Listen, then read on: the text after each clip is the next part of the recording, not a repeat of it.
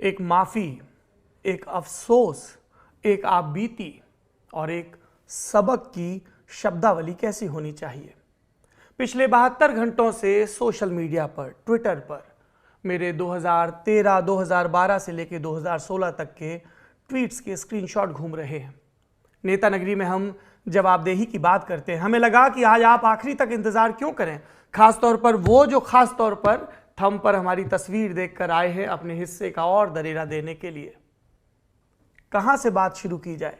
वो सारी थ्योरीज जो फोन पर मुझे शुभचिंतकों के द्वारा समझाई गई। कहा गया कि ये अमुक आईटी सेल का काम है, ये अमुक आईटी सेल का काम है, ये अमुक पत्रकार हैं जो अपनी खुन्नस निकाल रहे हैं।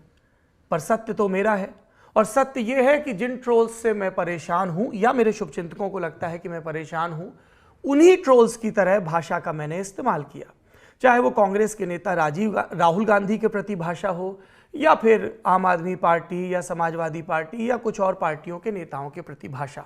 तो क्या हुआ जो मैं सफाई में ये कहूं कि ये लल्लन टॉप के शुरू करने से पहले की बात है? तो क्या हुआ जो मैं ये सफाई में कहूं कि मैं तब उस तरह से सोचता था, गलत सोचता था, जिस भाषा का इस्तेमाल किया गया था, जिसमें कहीं कहीं द्व्यर्थीपन था, कहीं कहीं मौज लेने की बात थी, लेकिन जो संसदीय मर्यादा को लांघ गई वो गलत थी। तो क्या हुआ जो मैं अपनी सफाई में आपसे कहूं कि ये मेरा अतीत था। आप मेरे वर्तमान को देखिए, हमने लल्लन टॉप को कैसे बनाया, कैसे उसकी निष्पक्षता रखी, कैसे सब तरह के वाद झेले। अलग अलग आईटी सेल्स ने अपने अपने वाद थोपने की कोशिश की, दबाव बनाने की कोशिश की, लेकिन जनता हमारे साथ थी।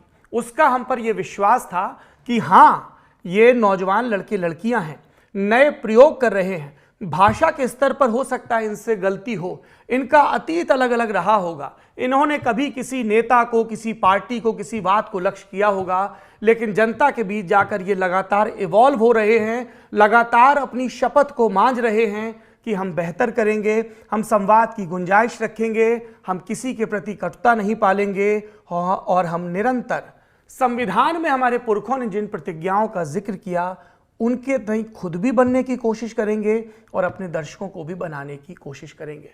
उस कसम पर चल रहे हैं।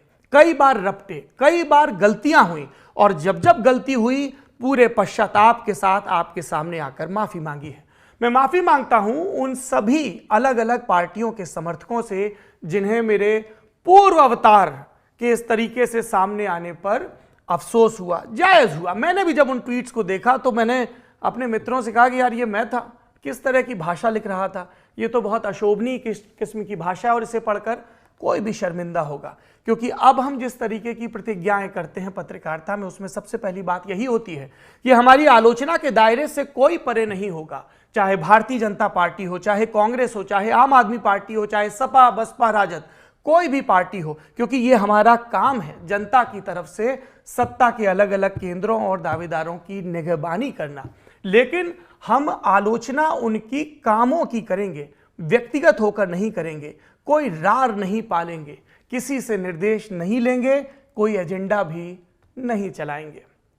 पर एजेंडा चलाया गया सोशल मीडिया पर, हम लोगों की छवि को लक्ष्य किया गया हमारे पुराने ट्वीट्स दिखाकर। उन ट्वीट्स पर मैंने क्या कहा कि मैं माफी मांगता हूं, मैं उनकी भाषा को लेकर शर्मिंदा हूं। उसमें जिस तरह की राजनीतिक टेक है उस पर क्या कहूंगा, यही कि मेरी वो उस समय की राजनीतिक समझ थी। लेकिन लल्लन टॉप में आप किस तरह की राजनीतिक समझ देखते हैं?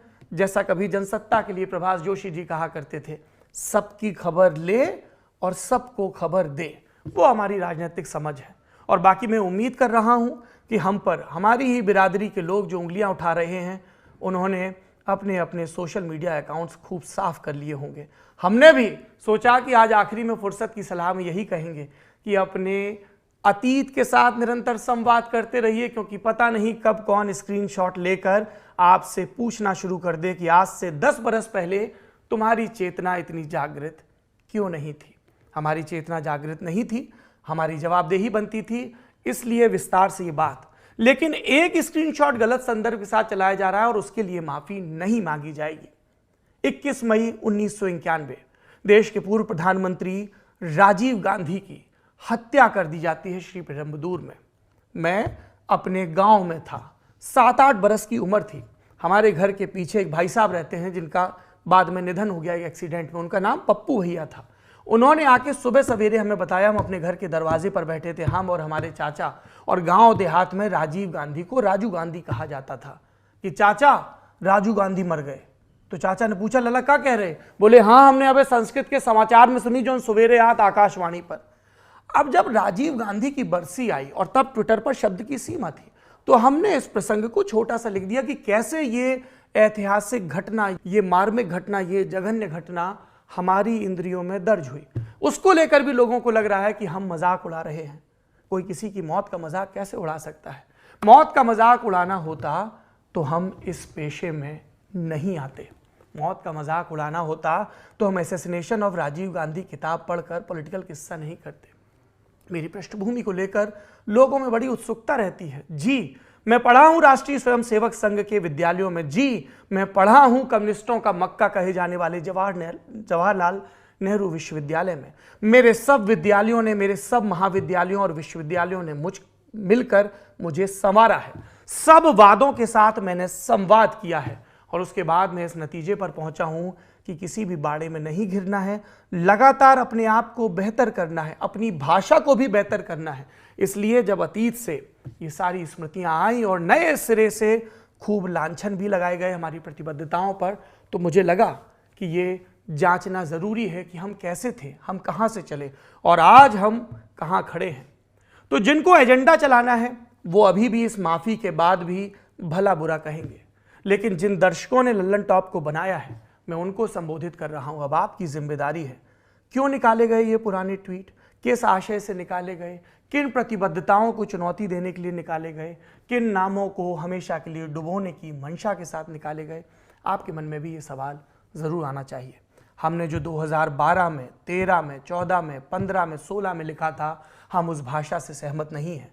कई लोगों ने मजाक उड़ाया कि देखिए धड़ाधड़ ट्वीट डिलीट कर रहे हैं। जी बिल्कुल, अगर उन्हीं ट्वीट्स को जिनको जब लिखा गया था 100-200 फॉलोअर थे, 1 लाइक 2 लाइक नहीं मिले थे, अगर उनको रिट्वीट किया जाएगा, वायरल किया जाएगा और उस अतीत के दम पर हमारे वर्तमान को शंकाओं के घेरे में लाया जाएगा, तो हमारे पास विकल्प क्या बचता है? आपको लग रहा है दांव लग गया, पर खेल अभी जारी है।